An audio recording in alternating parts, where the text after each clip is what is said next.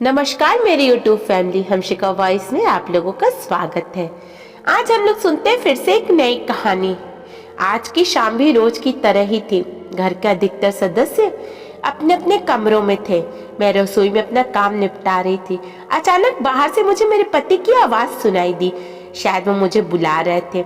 अभी थोड़ी देर पहले ही वो अपने जिम से घर लौटे थे। आखिर उनकी आवाज सुनकर गैस को धीमी आंच पर करके मैं रसोई से निकलकर अभी बाहर आई ही थी। इससे पहले कि मैं उनसे कुछ पूछती, एक जोरदार थप्पड़ मेरे गाल पर आकर लगा। कुछ पल के लिए सब कुछ सुन्न सा हो गया। ना मुझे कुछ सुनाई दे रहा था, ना मुझे कुछ दिखाई दे रहा था। मैं जमीन पर एक तरफ गिरी पड़ी थी, पर उस एक थप्पड़ की गूंज पूरे माहौल में गूंज चुकी थी। घर के एक कमरे में वो गूंज सुनाई दे रही थी। घर के बाकी सदस्य देवर और ससुर जी भी निकलकर बाहर हॉल में आ गए, जहां ये थप्पड़ मेरे गाल पर पड़ा था। वहीं जहां सासू माँ अपनी विजयी मुस्कान के साथ अपने बेटे के पौरिश पर इतरा रही थी।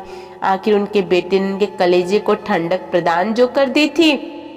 सचमुच आज जब उनका बेटा मेरे गाल पर थप्पड़ लगाकर मुझे कमजोर साबित कर रहा था, तब सासू माँ को अपने बेटे पर गर्व महसूस हो रहा था। आखिर वो उनके दूध का कर्ज जो उतार रहा था। एक जिम जाने वाला बंदा जिसके अच्छे खासे बाइसेप्स हों, अगर वो थप्पड़ मारे तो कैसा लगता है, बस वही हाल मेरा हो रहा था। मैं अस्त व्यस्त अवस्था में जमीन पर गिरी पड़ी थी। मुझे ये भी होश नहीं था कि मेरे दुपट्टा कहीं और जाकर गिरा है। मुझे लगा कि कोई तो मेरे लिए बोलेगा, पर ये देखकर ससुर जी बोले, बिल्कुल शर्मो हया नहीं है। यहाँ देवर ससुर सब लोग खड़े हैं और इसके सिर से दुपट्टा भी गायब है। लोग क्या कहेंगे? राम राम, घोर कलयुग है। कहते कहते ससुर जी भी वापस अपने कमरे में चले गए। उन्हें इससे कोई लेना देना नहीं था कि इस घर में मेरे साथ क्या हो रहा है। उन्हें सिर्फ इसकी चिंता थी कि उनकी बहू का दुपट्टा उनके सामने सिर पर नहीं था। ससुर जी की बात सुनकर मेरे पति ने जबरदस्ती मुझे बाहों से पकड़कर उठाया और खींचते हुए कमरे में ले गए और ले जाकर पलंग की तरफ धकेल दिया। सब कुछ इतना जल्दी जल्दी हुआ कि कुछ समझ ही नहीं आया। कुछ देर बाद मुझे जब होश आया, लेकिन जब होश आया तब तक तो स्वाभिमान मेरा तार तार हो गया था। मुझे तो ये भी नहीं पता था कि मुझे थप्पड़ पड़ा क्यों था।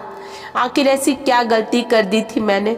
अभी तक तो मेरी शादी को सिर्फ 1 महीना ही हुआ था, पर यहाँ 1 महीना कोई सपने जैसा नहीं है।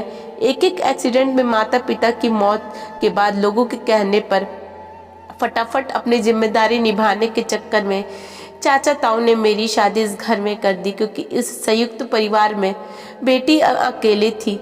चाचा और ताऊ के 2-2 बेटे थे। पुश्तैनी जायदाद में पिता का भी हिस्सा था, हालांकि वो हिस्सा अभी भी मेरे नाम था। ये बात मेरे ससुराल वाले भी बहुत अच्छे से जानते थे, इसलिए खुद ये लोग रिश्ता लेकर आए थे। उन्हें लगा था कि दहेज में वो पूरा हिस्सा मुझे मिलेगा, पर मैंने उसे लेने से मना कर दिया था। मुझे अभी इसकी ज़रूरत नहीं थी। बस यही बात इन लोगों को चोट गई। ये अलग बात है कि मेरे चाचा ताऊ ने वो हिस्सा मेरे लिए संभाल के रख लिया, पर ये बात मेरे ससुराल वालों को पता नहीं है। यहाँ आई तो ससुराल में सासू माँ का बोलबाला था। घर में कहने को 3 पुरुष थे, पर सब उन्हीं की जुबान बोलते थे। थोड़ी देर बाद सासू माँ की बाहर से आवाज आई, अरे ओ महारानी, कब तक आराम फरमाती रहेंगी? बाहर आकर रोटियां तो सेक, यहाँ सब कब से भूखे बैठे हैं। आखिर रोती सिसकती मैं अपने दुपट्टे को सही करते हुए बाहर आई। मुझे देखकर मेरे पति ने कहा, अब तो सबक मिल गया होगा। आज के बाद खबरदार मेरी माँ को किसी काम के लिए कहा तो। वो यहाँ किसी की नौकरानी नहीं है। माँ बाप ने कुछ संस्कार नहीं सिखाए हैं ऐसे। पति की ये बात सुनकर मन घृणा से भर गया। ऐसा कौन सा काम कह दिया मैंने सासू माँ को करने के लिए, जिसकी मुझे ये सजा दी गई है। तभी याद आया कि सासू माँ को शाम को चाय की तलब हुई थी, तो चाय बनाकर उनके कमरे में देने गई। सासू माँ कमरे में नहीं थी, इसलिए चाय टेबल पे रख कर के आई थी। रसोई में आकर आटा गूंथ रही थी कि सासू माँ ने चाय के लिए आवाज़ लगाई। आटे से हाथ सने होने के कारण सिर्फ इतना ही तो कहा था कि आपके कमरे में टेबल पर ही रखी है चाय, ले लीजिए। भला ये भी कोई काम हुआ? 55 साल की औरत इतनी बड़ी बुढ़िया हो गई कि चाय का प्याला भी नहीं उठा सकती है और बेटे से शिकायत कर दी। और बेटा भी इतना समझदार होता है कि इतनी सी बात के लिए थप्पड़ खींचकर लगा दिया। अभी 1 महीने पहले तक इनके घर में ऐसे कौन से नौकर चाकर लगे हुए थे जो इनकी माँ काम नहीं करती थी। बहू के आते ही अचानक क्या हो गया। मन में कई विचार उबाल मार रहे थे। अगर जवाब नहीं दिया तो जिंदगी भर भुगतना होगा। पूरे शरीर की नस नस में गुस्सा दौड़ रहा था। इतने में सासू माँ ने फिर कहा, अरे क्या बुत बनी खड़ी है, जा जाकर रोटी सेक। मुझे वहाँ खड़ा देखकर पति भी मेरे पास आकर बोले, माँ लगता है इसको अभी भी समझ नहीं आया, वो तो ट्रेलर था, इसको भी पूरी पिक्चर दिखाता हूँ। माँ जरा दरवाजे के पास जो लाठी रखी है वो देना, आज इसे बता ही देता हूँ कि ससुराल में कैसे रहते हैं। इससे पहले कि ये कुछ कर पाते मैंने खींच कर थप्पड़ उनके गाल पर रसीद कर दिया। मेरी हरकत से सभी लोग हैरान हो गए। कुछ देर के लिए उस थप्पड़ की गूंज ने सभी को चुप करा दिया, पर उस चुप्पी को तोड़ते हुए मैंने कहा, अपनी बूढ़ी माँ से काम कराते हुए हो तुम, शर्म नहीं आती है? ये संस्कार बेच खाए हैं। तुम्हारी बूढ़ी माँ ने कुछ सिखाया नहीं तुमको कि ऐसी बूढ़ती औरतों से काम नहीं कराते हैं? अरे जिसको एक कप उठाना भारी हो गया उससे तुम लाठी जैसी भारी चीज उठवा रहे हो। मेरी बात सुनकर गुस्से से मेरा पति अपना गाल सहलाते हुए मेरी तरफ देख रहा था। तभी सासू माँ फुकार करके बोली, तेरी इतनी हिम्मत कि मेरे बेटे पर हाथ उठाया? कैसी औरत है तू, अपने पति की इज्जत नहीं करती है, बेहुदा औरत। लोक लाज के लिए ही सही अपने हाथ को काबू में नहीं रख सकती थी।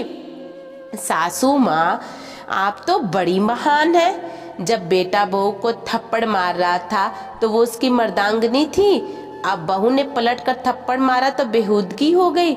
मैं बर्दाश्त करने वालों में से नहीं हूँ। तभी ससुर जी भी चिल्लाते हुए बोले, इसे घर से धक्के मार के निकालो, माँ बाप तो है नहीं, देखता हूँ चाचा कब तक घर में रखेंगे। शर्मो हया बेच खाइए इसने। अरे चाचा ताऊ तो रख लेंगे, लड़की की शादी की है, बेचा नहीं है हमने। हिम्मत कैसे हुई हमारी बच्ची पर हाथ उठाने की? माँ बाप नहीं है तो इसका मतलब ये नहीं है कि तुम्हारे जो मन में आएगा तुम करोगे। अचानक पीछे से ताऊ जी की आवाज आई। पलट कर देखा तो चाचा जी, ताऊ जी और उनके बेटे खड़े थे। उन्हें अचानक घर में देखकर सबकी बोलती बंद हो गई। तभी चाचा जी बोले, हम तो सोच ही रहे थे कि त्योहार नज़दीक है, अपनी बेटी को लीवा लाते हैं, पर यहाँ तो माहौल ही कुछ और है। हमने बेटी मारने पीटने के लिए नहीं दी थी आप लोगों को। अरे नहीं नहीं, आपको कुछ गलत फहमी हुई है।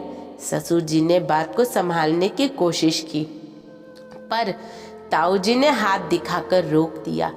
ले जा रहे हैं हम हमारी बेटी को, अब सीधे कोर्ट में ही मिलना। बहुत बड़ी गलती की तुमने, इस बिन माँ बाप की बच्ची समझकर। गलती हमारी थी कि हमने लोगों के कहने पर इसकी शादी जल्दी कर दी। सासू माँ ने अपना तुरुप का पत्ता फेंका। हाँ हाँ ले जाओ, बिल्कुल ले जाओ। घर बैठी बेटी बोझ ही होती है। जब लोग ताना मारेंगे तब पता चलेगा। क्या कहेंगे लोगों से कि आपकी बेटी अपने पति को थप्पड़ मार कर आई है। लोग क्या कहेंगे, अब उससे हमें कोई फर्क नहीं पड़ता है। अब हमारी बेटी इस घर में नहीं रहेगी, कहकर ताऊ ने मुझसे मेरा सारा सामान बंधवाया और उसी समय मुझे लेकर खाना हो गया। आखिर कुछ दिनों की मशक्कत के बाद मुझे उस घर से छुटकारा मिल ही गया।